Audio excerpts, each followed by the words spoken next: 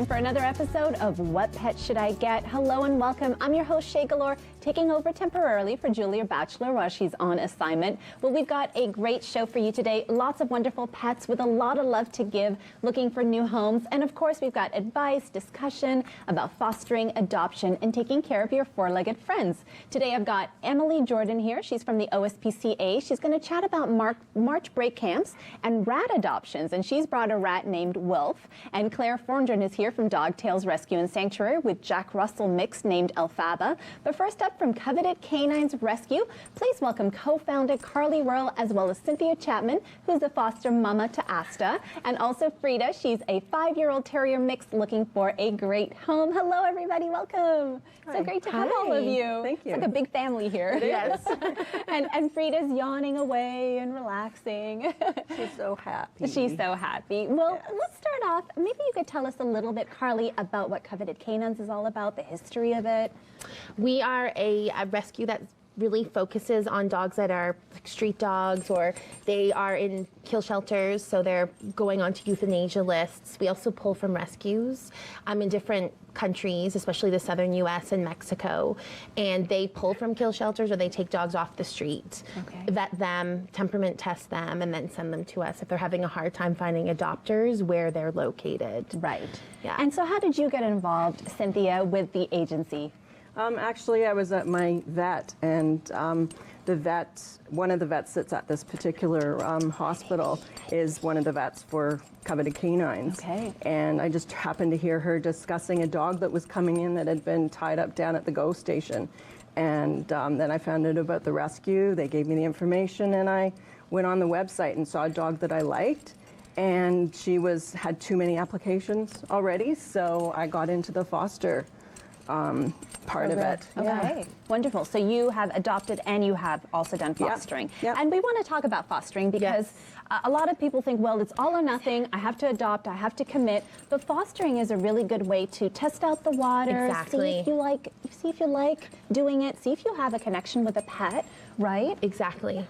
Some people apply for a puppy and they don't have the lifestyle for a puppy. So I always say to those people, why don't you foster a puppy and see what it's like? And sure enough, after one round of fostering a puppy, they say to me, I am so glad that you wouldn't let me adopt this dog and wanted me to foster one, because they realize that an older dog is better for their lifestyle. Right. So it's really important, especially if you're a new dog owner, don't have a lot of experience, to really sort of research and sort of figure out and be honest with yourself. Exactly. Puppies are really cute, but they're really a pain. Yeah, they are. They're difficult to deal with. And they're so cute. They're adorable, but all of a sudden gosh. they're eating your carpet. They need 24-hour care. Peeing all over your house. Yeah. It's a An lot of older work. dog is so much easier. That's right. So if you're working like a 9-to-5 job and you're out of the house and you have extracurricular activities, things like that, a puppy will be really, really hard to manage. So then we tell them, why don't you foster an older dog and see what that's like? And generally we'll get a foster fail,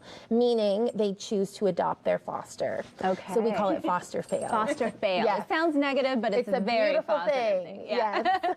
All right, well, let's talk about your experience fostering, because we really want to bring awareness to what it's all about. Tell us what the commitment is and what the duties are. The duties are just as they would be if it was your own dog. You know, you are feeding it, walking it, making sure it doesn't have any issues, and that's where Coveted Canines comes into it really well, because they're so supportive of any issue at all. You just let them know if there's a problem and it's fine. But so far with the 2 fosters that I've had, there's never been an issue. They're absolutely delightful dogs already, when they come to me. Yes. So it's certainly a time commitment, and but it's very rewarding. And I've been tempted to, the 2 dogs that I've fostered, to keep them. So. And I say to Cynthia, you're not allowed, because then you can't foster anymore. That's right. You got to leave a fostering spot for you. Definitely. Yeah. That's right. Definitely. So why is fostering important? It's sort of a gateway in between adoption. Why is it so important, and how big is your need? We're desperate for fosters, because we can only save the amount of dogs we have a foster for. Okay. Fostering is essential, because what a foster does is they stabilize the dog from the transport. we have a very low euthanasia rate in Canada. Most of our homeless dogs are very in the northern regions of Canada, really hard to access. Our our adoption population generally live in condos, that kind of thing, so they have weight restrictions. So we generally adopt out small dogs. Okay. We would love to take the large northern dogs, but we just don't have fosters or adopters to accommodate that like sort of size range. Right. So basically fosters they give the dog time to adjust to an urban setting. A lot of these dogs come from rural shelters, that kind of thing. They teach them initial potty training. Some of the dogs we get have been sitting in no-kill shelters for 2 years in cages. They forget how to be potty trained, but they remember. So it usually only takes a few days to sort of get them into a routine and a schedule. It makes them so much more adoptable. That's right. Like, wouldn't you prefer a dog that's adjusted to a home, has been, potty trained? And they also let us know about temperament. Right. So, if they are walking and the dog has leash reactivity, we need to know that. If they give a dog a bone and the dog sort of gets nippy, we need to know about food aggression or it's called resource guarding. Right. We need to know these things about our dogs to be able to place them effectively with the appropriate adopters. Okay. We get a lot of amazing adopters, but they may not be right for the needs of that specific dog. That's right. So. Okay. So let's talk about Asta, because you ended up falling in love. Oh, I did. Tell us about that connection and how it happened. I don't know. It was just immediate. She was just so sweet. She got along with my dog that I already had. So Right. I have 3 at home right now. Yes. But she was just really sweet and good-natured, and you still keep in touch with the foster mom. Yes, and you guys definitely. go for walks, and it's Yes. almost like a social interaction. It is. Yeah. It has become very much that way for me, because you're interacting with all the people from the organization, as well as other fosters. And yeah, the Asta's foster mom was quite happy to keep getting together and everything. And she has another foster now, actually. Wonderful. So Yeah. Wonderful. Well, we only have a minute, so we need to talk about Frida. Okay. Tell us about her and what kind of a home she needs. Frida is from an amazing rescue in Texas called 'Cause I Matter, and she was taken out of a kill shelter. She was going to be euthanized on the euthanasia list. She was actually rescued with another dog. Who is also available for adoption through our rescue. Okay. She is amazing, phenomenal temperament. She's great with kids, cats, dogs. She's great on leash. She pulls a little bit, but that's very minimal. Right. She has no resource guarding. She's crate trained. She's potty So trained. she's good for any home. Yeah, she's not barky. Okay. She could be in a home with a family that has to work 9 to 5. Okay. Wouldn't be a problem. Okay, Yeah. wonderful. Thank you so much, both of you, for coming in and welcome. telling us about these cute, adorable pets. If you want to get more information, visit our website, rogerstv.com, for more information on coveted canines rescue. We're going to be right back. Stay with us.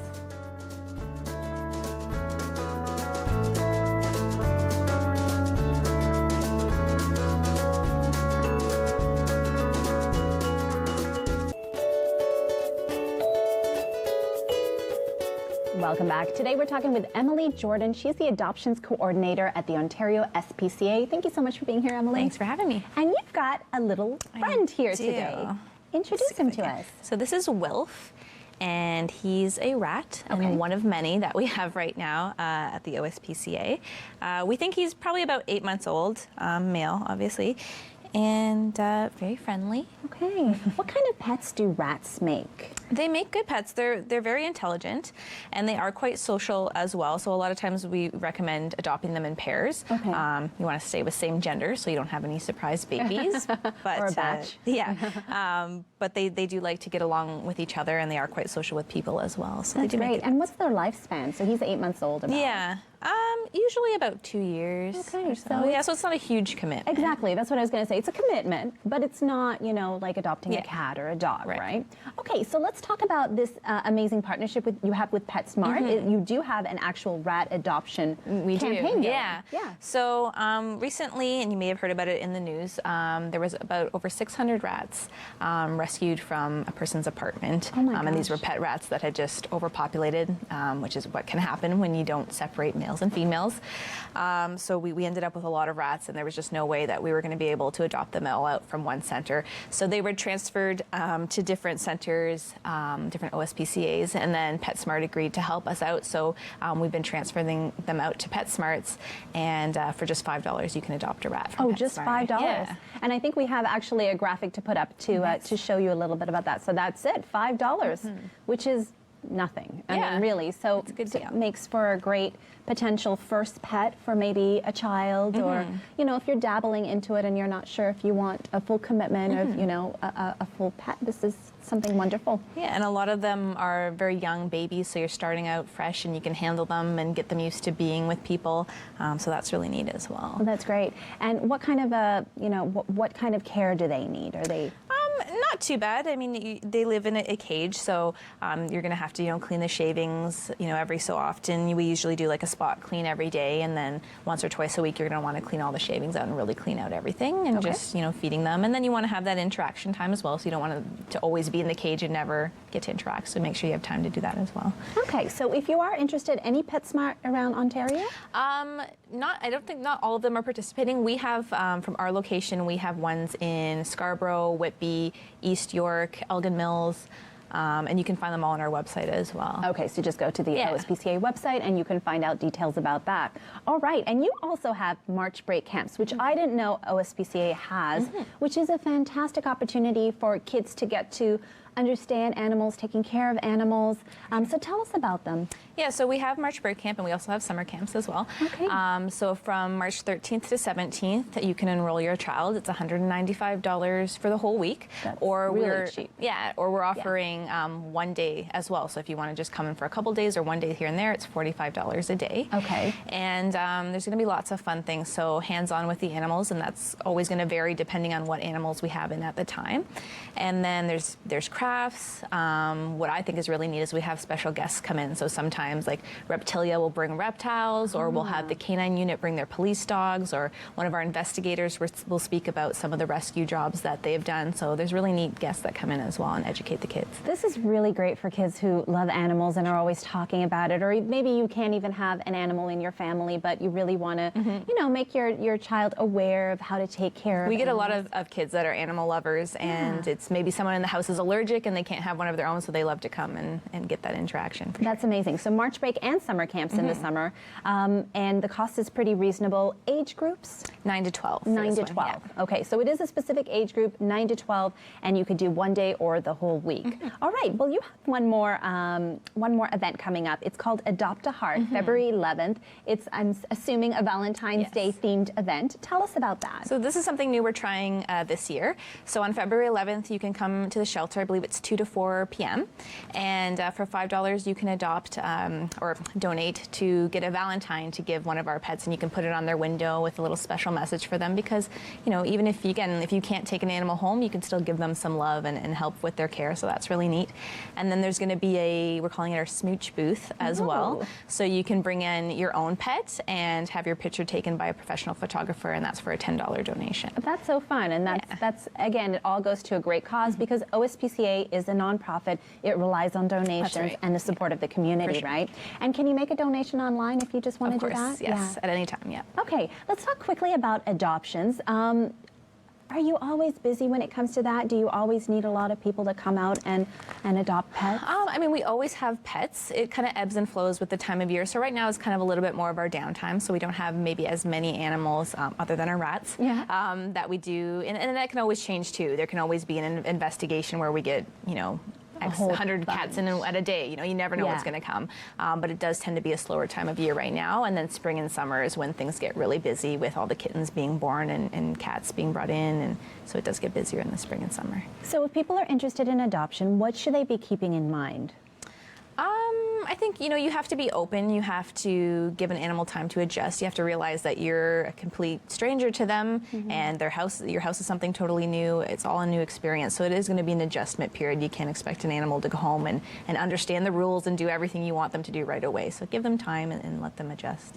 And what's the process? Because I know you're an adoptions coordinator, which AKA a matchmaker, right? There does have to be a good fit between a home and a pet. So what's the process of actually matching matching people up? Yeah, so for our cats and dogs, we have our Meet Your Match program, and it's just a short little 15-question survey that we have you do, and that matches you up with the personality of the animal that's best suited to you. So rather than coming in and saying, you know, I want a brown tabby or I want a poodle, you know, this way you're getting the personality, and that's going to reduce adoption returns and make it, you know, a better match for you because you're actually getting the personality you want versus just the looks of the animal. That's right. Sometimes we think we want something, but the reality of it is that it's not the right household for it, right? Yeah. So that's really great. And then how long is the process? Once you come in and you say, hey, I'm interested, how long does it all take? Our process is pretty quick and easy. They found, you know, sometimes places, and we used to have a lengthy application process, and we found that we were turning a lot of people away, and we weren't, you know, for no good reason, really. Right. And so now, you know, it's a lot easier. We just do that Meet Your Match survey, and you can do same-day adoptions, and we're getting more animals into homes, so it's great. And are you finding that with this new program that you have less people returning a pet and saying, hey, this is not for me? For sure, yeah. And that's, you know, part of the same thing, like we were talking about, just, you know, saying, oh, I want a brown tabby, and that cat's a cat that's going to hide all the time, when really they wanted a lap cat that's going to be with them all the time. So this way, they're figuring out what the personality is right away, and they're not taking that wrong match home. Right. Okay, so if people are interested in the rat adoption program or the March breaks or adopting, where can they go for more information? Right on our website, all of it is there. So that's peak.ontario, spca.ca, and /camps if you're looking at the camp stuff, but you can find everything on the main page and you can find your way around to what you're looking for. That's wonderful. Thank you so much for coming in, Emily, and hope you find a great home for Wilf. And stick around with us. We got one more guest coming up. We're going to be right back.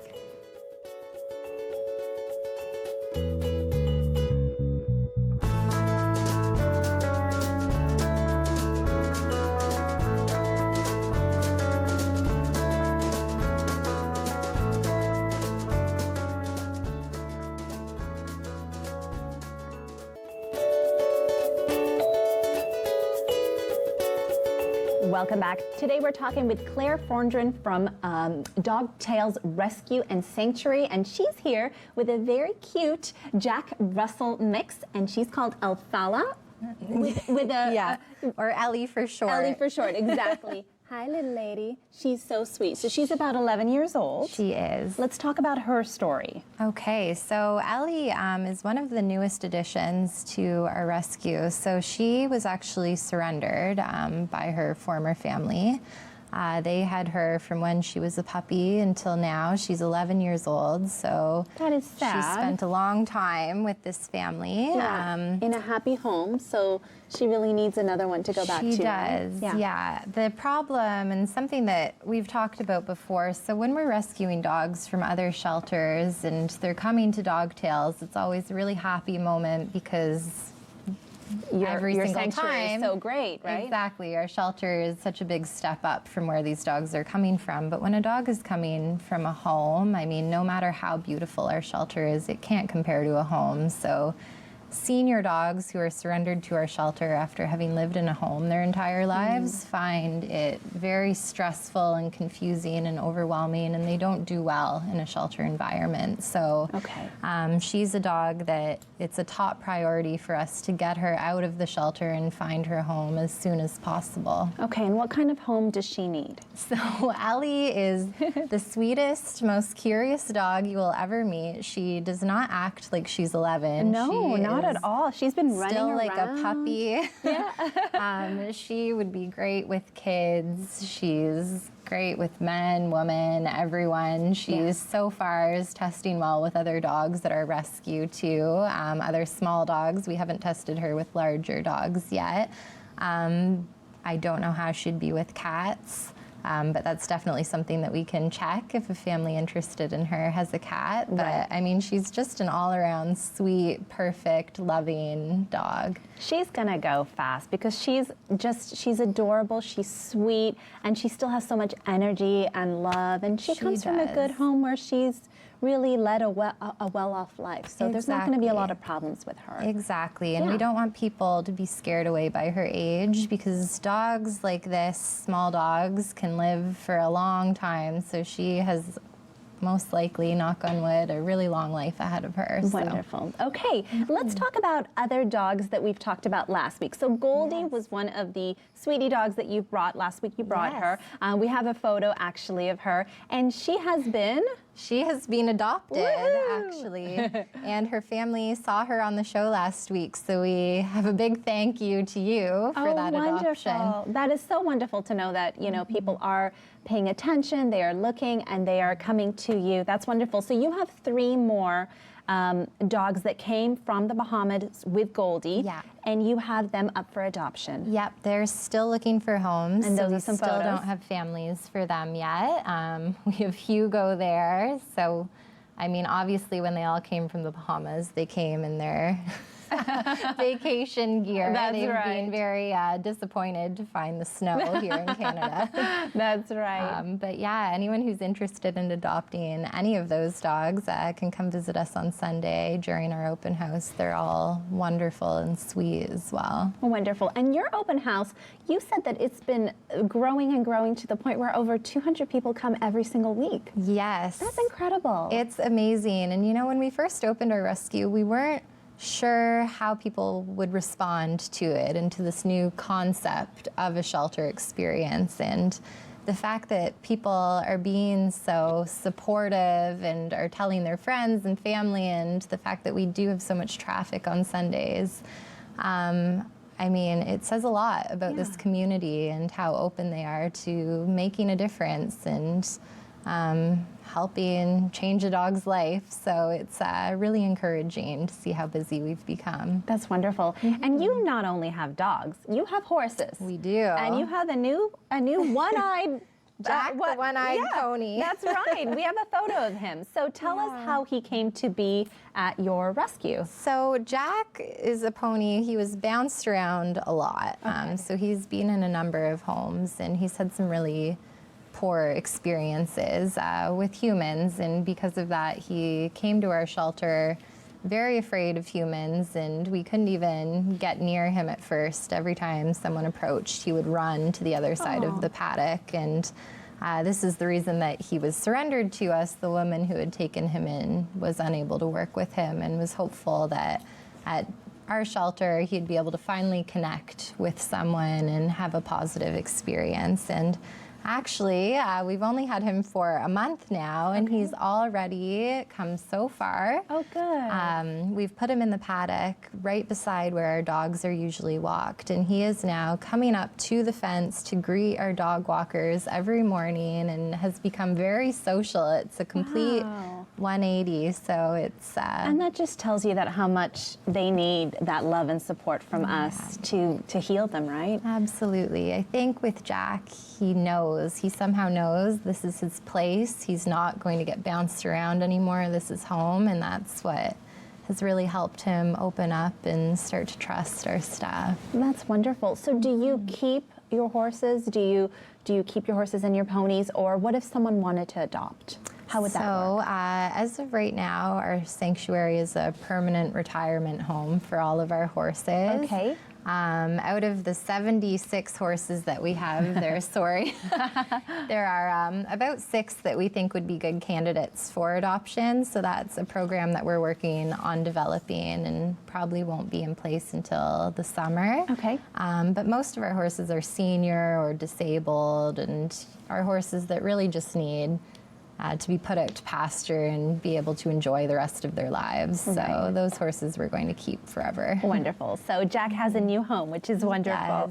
Good. And let's talk about volunteers, because you have a big center, you have a lot of animals coming in and out, and I know you need help. So We need help. Yeah. So we always are looking for volunteers.